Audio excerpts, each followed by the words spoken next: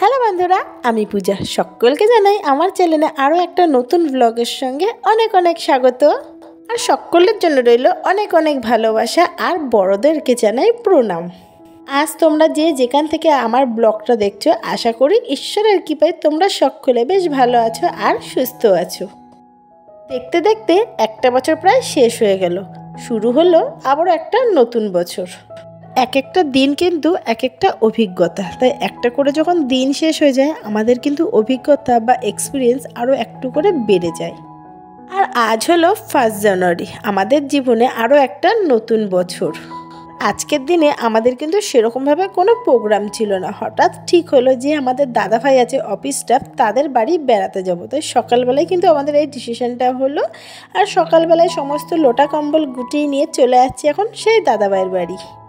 আর দাদা ভাইয়ের বাড়ি যাওয়ার সময় রাস্তায় একটু ফল দেখেছিলাম, আর মনে পড়ে গেল ওই বাড়িও কিন্তু দুটো জোড়া গোপাল আছে। তার জন্য তাদের জন্য অল্প করে ফল নিয়ে সোজা চলে গেলাম সেই বাড়ি। গিয়ে দুই গোপালের মাঝখানে আমার গোপালকেও বসিয়ে দিয়েছি। আর আজ জানো তো এখানে না অন্নভোগ দেওয়া হবে গোপালকে।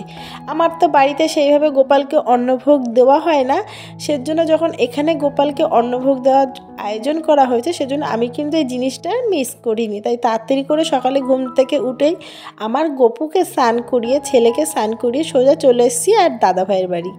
আর এই দাদা ভাইয়ের বাড়িটা না সবে শুরু হয়েছে, মানে এখনও পুরোপুরি কমপ্লিট হয়নি। নিচতলার কিছুটা কাজ হয়ে গেছে আর ওরা নতুন বাড়িতে চলে এসছে। যেদিন আমার বান্ধবীর বিয়ে ছিল সেই দিনই কিন্তু এই দাদা ভাইয়ের বাড়িও গৃহপ্রবেশ ছিল, সেজন্য আমরা গৃহপ্রবেশের দিন আসতে পারিনি, তাই তার কয়েকদিন পর এসেছি। আর এখানে এসে কিন্তু আমরা বেশ মজা করেছি, বেশ দুদিন আমি ছিলামও। আর এতটাই আনন্দ মজার মধ্যে এই দুদিন কিন্তু ব্লগের কথা আমি ভুলেই গেছিলাম।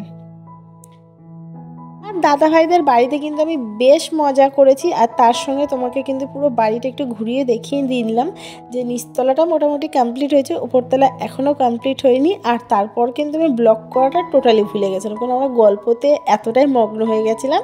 তার জন্য ব্লগটা খুবই ছোট।